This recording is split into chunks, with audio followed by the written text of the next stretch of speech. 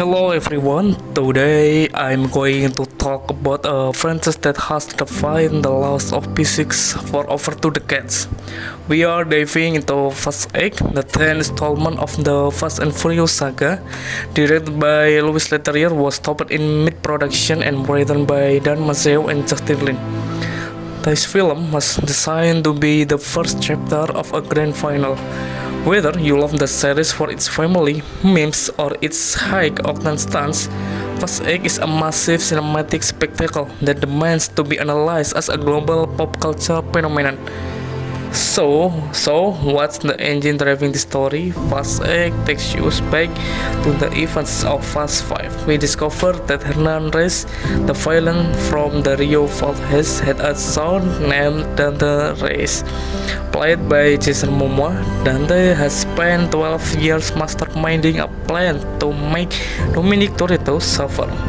Unlike previous villains who wanted to rule the world of stealth technology, Dante just wants to tear Dom's family apart piece by piece.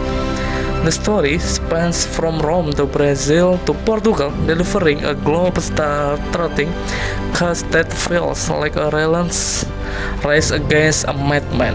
Why did I actually enjoy this rap? There are three main reasons. And number one, a standout villain. Jason Momoa as a Dante is actually the best part of the movie. He is flamboyant, sociopathic, and genuinely chaotic. He brings a Joker-like energy that the franchise desperately need to stay fresh. And number two, the Rome sequence.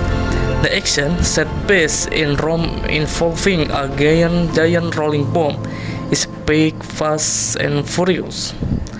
It's absurd, loud, and technically impressive, showing that Leterrier has lost his thoughts for practical-looking stunts. And number three, the emotional stakes. While the family time is often mocked, Fast 8 successfully puts everyone in a real danger for the first time in a long time. It feels like the character we have grown up with make actually lost. However, as a reviewer, I have to point out the engine problems. The film suffers from character bloat, with so many recurring cast members, many talented actors. I left with very little to do, making the middle section feel slightly fragmented. Additionally, the film ends on a massive cliffhanger.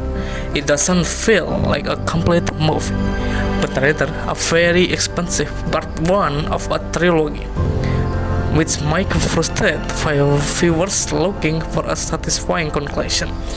Do I recommend Fast 8? Absolutely, but with a disclaimer.